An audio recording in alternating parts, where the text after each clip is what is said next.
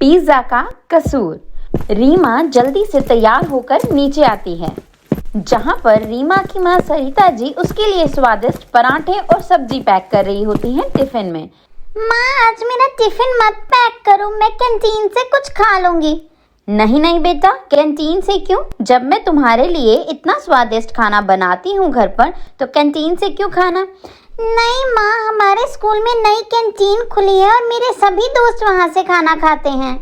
बेटा, घर का खाना स्वास्थ्य के लिए अच्छा होता है। क्या माँ, रोज रोज वही घर का खाना? आप कभी मुझे बाहर से कुछ नहीं खाने देती। और रीमा टिफिन लेकर मुंह फुलाकर वहां से चली जाती हैं।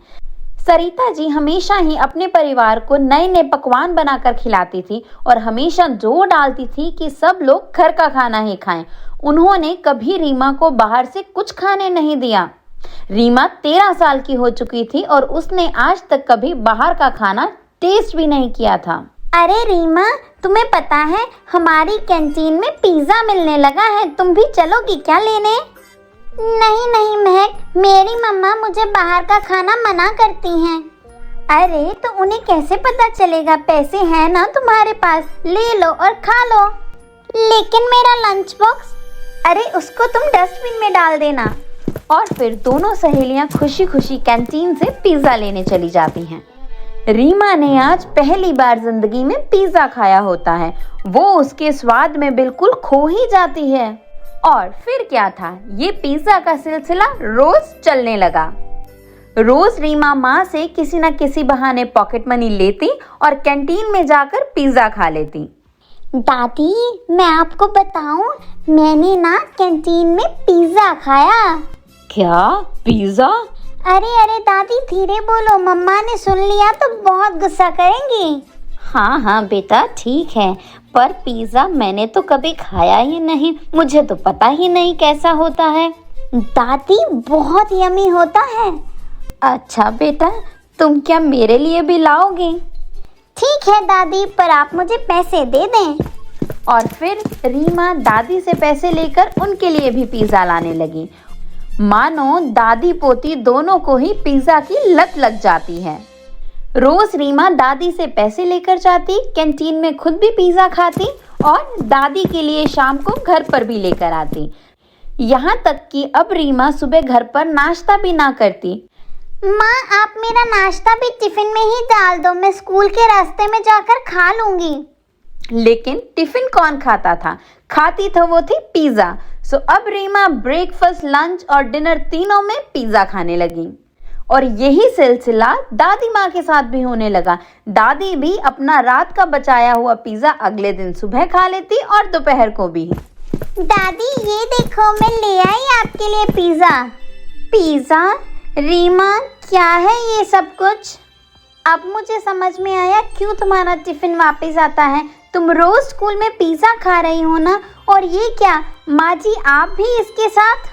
अरे नहीं माँ, हम रोज नहीं खाते, बस कभी कभी। ये देखो, ये बहुत ही यमी है। बेटा, मुझे पता है कि ये बाहर की चीजें खाने में बहुत यमी लगती हैं, लेकिन ये स्वास्थ्य के लिए बहुत ज़्यादा अच्छी नहीं होती हैं। कभी कभार कोई प्रॉब्लम नहीं है, लेकिन अगर तुम इन्हें रोज रोज खाओगी तो तुम्हारा स्टमक खराब हो जाएगा। क्या बहू, क्यों बेचारी बच्ची को हमेशा रोक टोक करती रहती हो? खाने दो ना उसे अगर अच्छा लग रहा है तो तुम्हें क्या प्रॉब्लम है? और उसे ही क्यों, ये पिज्जा खाने में तो मुझे भी बहुत स्वाद लग रहा है। माँ जी, आप भी, वो तो बच्ची है, आपको तो उसे समझाना चाहिए, और यहाँ आप खुद भी बच्ची बन गई हैं उसके साथ।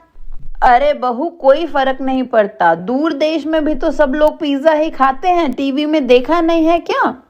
अरे माँ जी, उन लोगों का लाइफस्टाइल अलग है और हमारा लाइफस्टाइल अलग होता है। चल छोड़ तू ये सब बातें, हमें आराम से पिज्जा खाने दे दादी पोती को। तूने भी खाना है तो खा ले, नहीं तो हमें ज्ञान मत दे ज्यादा।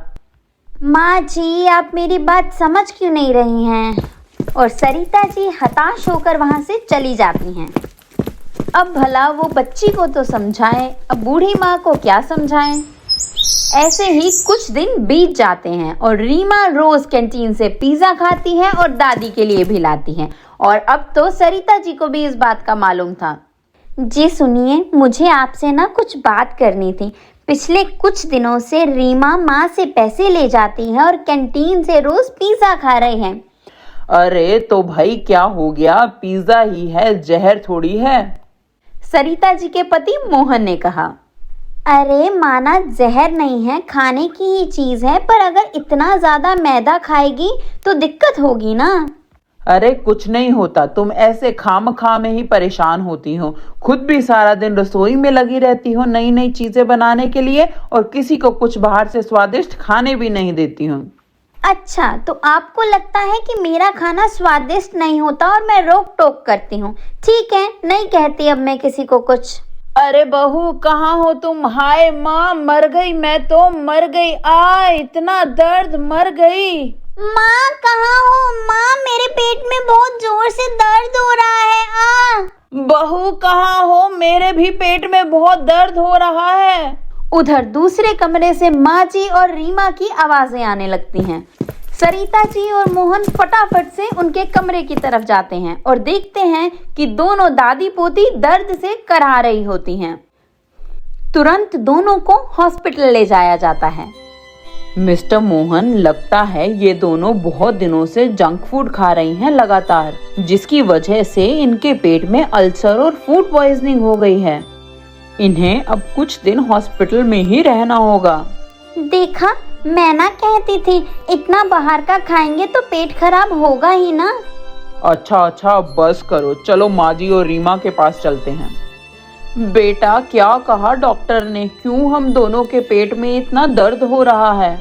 माँ, आप और रीमा कुछ दिन से लगातार बाहर का पिज्जा खा रही हो, जिसकी वजह से आप लोगों को फूड पॉइजनिंग हो गई है। माँ जी, रीमा, मैंने तो आप लोगों को पहले ही कहा था कि इतना बाहर का खाना ठीक नहीं है, पर मेरी तो तुम लोगों ने सुनी ही नहीं।